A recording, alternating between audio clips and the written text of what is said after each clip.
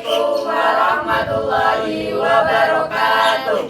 Kami perwakilan dari 11-1 akan menerangkan tentang mencuri dan minuman keras. Miras, Selamat menyaksikan. Minuman keras memiliki definisi secara bahasa yaitu penutup akal. Sedangkan menurut istilah, minuman keras atau khamar adalah segala jenis minuman atau selainnya yang memabukkan dan menghilangkan fungsi akal. Meminum minuman khamar atau minuman keras termasuk dosa besar dan menghilangkan akal. Sesuai dengan firman Allah dalam Quran surat Al-Maidah ayat 90-91. Bismillahirrahmanirrahim. Ya ayyuhalladzina amanu innamal khamru wal maisiru wal ansabu wal azlamu rijsum min amalis syaitani fajtanibuhu la'allakum tuflihun.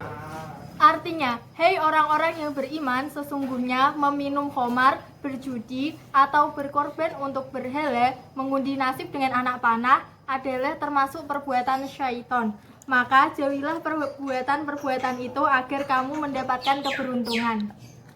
Innama yuridu syaitanu ayyuqi'a bainakumul adawata wal baghdha'a fil khamri wal maisiri wa yasuddukum an dzikrillahi wa anis sholati fahal antum muntahun. Artinya, sesungguhnya syaitan itu bermaksud hendak menimbulkan permusuhan dan kebencian di antara kamu lantaran meminum khamar dan berjudi itu dan menghalangi kamu dari mengingat Allah dan sembahyang, maka berhentilah kamu dari mengerjakan pekerjaan itu. Had atau hukuman bagi peminum khamar. Telah diriwayatkan Anas bin Malik radhiyallahu an, katanya sesungguhnya seorang laki-laki yang meminum arak telah dihadapkan kepada Nabi Muhammad SAW. Kemudian beliau memukulnya dengan 2 pelepah kurma sebanyak 40 kali. Anas berkata lagi, hal tersebut juga dilakukan oleh Abu Bakar ketika Umar meminta pendapat dari orang-orang mengenai hukuman tersebut. Abdurrahman bin Auf berkata, hukuman yang paling ringan atau menurut tetapan Al-Quran adalah 80 kali pukulan. Kemudian Umar pun menyuruhnya demikian. Hadis riwayat muttafaq alaih. Jadi, had bagi peminum minuman keras ada 2 riwayat. Yang pertama, 40 kali cambukan menurut pendapat Imam Syafi'i, Abu Daud, dan ulama Zahiriyah. Dan boleh ditambahkan menjadi 80 kali sebagai takzir yang merupakan hak imam atau hakim yang memutuskan hukuman tersebut. Yang kedua, 80 kali cambukan menurut pendapat Imam Abu Hanifah, Imam Malik, dan Imam Ahmad bin Hambal. Saya di sini akan melanjutkan materi dari teman saya, yaitu tentang mencuri. Secara bahasa mencuri adalah mengambil harta atau sebagainya secara sembunyi-sembunyi. Ibaratnya barang milik A itu diambil oleh B dan itu secara sembunyi-sembunyi dan diambil tetapi tidak dikembalikan. Dan beda lagi, diambil apabila dikembalikan itu namanya gosok. Sedangkan menurut istilah syara, mencuri adalah mengambil orang lain dari penyimpanannya yang semestinya secara diam-diam dan sembunyi-sembunyi. Berbicara dari pengertian di atas, dapat disimpulkan bahwa praktik pencurian yang dilakukan diancam dengan hukuman had memiliki beberapa syarat berikut ini. Yang pertama, pencurian adalah mukhalaf, dalam artian yaitu orang yang sudah balik atau orang yang sudah dewasa. Yang kedua, barang yang dicuri milik orang lain. Apabila itu barang milik sendiri, itu tidak dianggap mencuri. Yang ketiga, pencurian dilakukan dengan cara diam-diam atau sembunyi-sembunyi. Apabila kau mencuri secara rame, itu akibatnya besar. Yang pertama, itu dikeroyok oleh masyarakat. Yang kedua, masuk penjara. Jadi, kalau kalian ingin mencuri, harap di tempat yang sepi dan secara sembunyi-sembunyi. Tetapi jangan ditiru. Yang keempat adalah barang yang dicuri disimpan di tempat penyimpanannya. Yang kelima, pencurian tidak memiliki andil kepemilikan terhadap barang yang dicuri. Jika pencuri memiliki andil kepemilikan seperti orang tua yang mencuri harta anaknya, maka orang tua tersebut tidak dikenai hukuman had walaupun mengambil barang anaknya yang melebihi nisab pencurian. Jadi apabila saya memiliki harta dan kemudian orang tua saya itu mengambil harta saya, itu tidak termasuk dikenai hukuman had.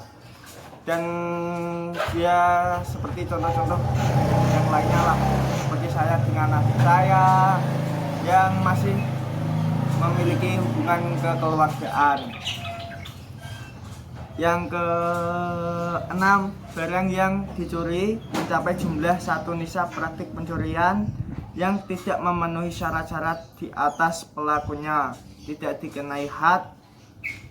Demikian hakim berhak menjatuhkan hukuman takzir kepadanya. Jadi jika tidak mencapai 1 nisab, maka hukumannya akan berbeda. Seperti di Arab itu, jika mencapai 1 nisab itu tangannya itu dipotong. Dan apabila di Indonesia itu akan mendapat takzir atau hukuman dengan ketentuan-ketentuan yang berlaku. Dalil hukum mencuri.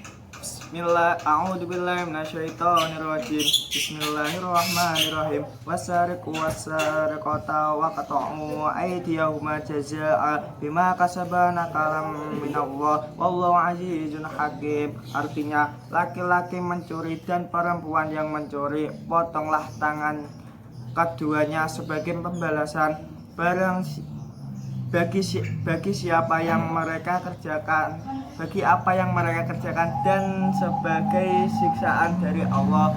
Dan Allah Maha Perkasa lagi Maha Bijaksana. Seperti yang tadi itu saya kan berkata bahwa di Arab itu apabila mencuri mencapai 1 nisab, itu hukumannya dipotong tangannya.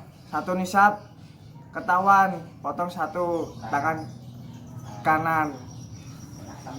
1 nisab lagi ketahuan, 1 tangan yang kiri. Dan apabila tangannya sudah habis, maka gantian kakinya. Bersandar pada hadis riwayat Imam Baihaqi dan Ma'rifatul Sunan wa Asyar, sebagian ulama di atas Imam Malik dan Imam Syafi'i berpendapat bahwa had mencuri mengikuti urutan sebagai berikut.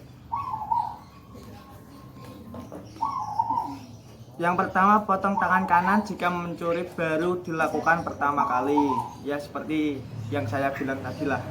Yang kedua, potong kaki kiri. Oh, salah tadi. kaki kiri terlebih dahulu.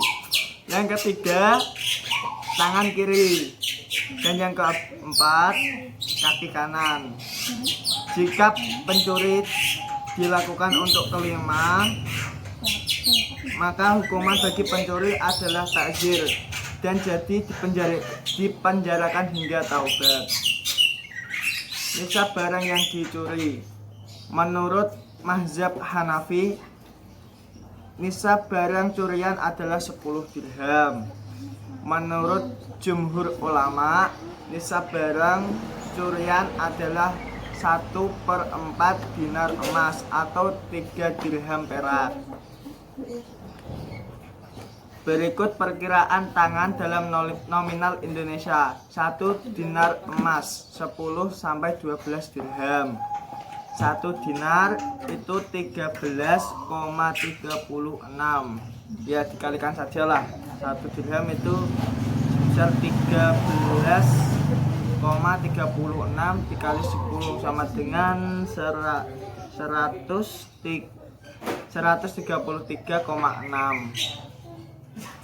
Jika menganut jumhur ulama, yaitu nisab kadar minimal barang curian setengah dinar, maka setara dengan 3,3 34 gram emas.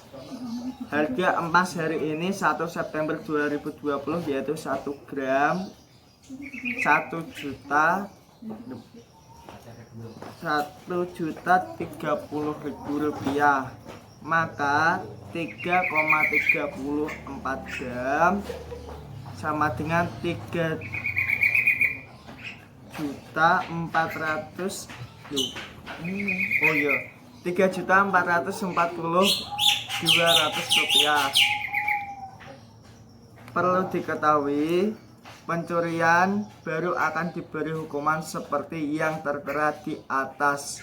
Maka mencuri barang minimal senilai dengan batas minimal hisab, yaitu 3.440.200 rupiah.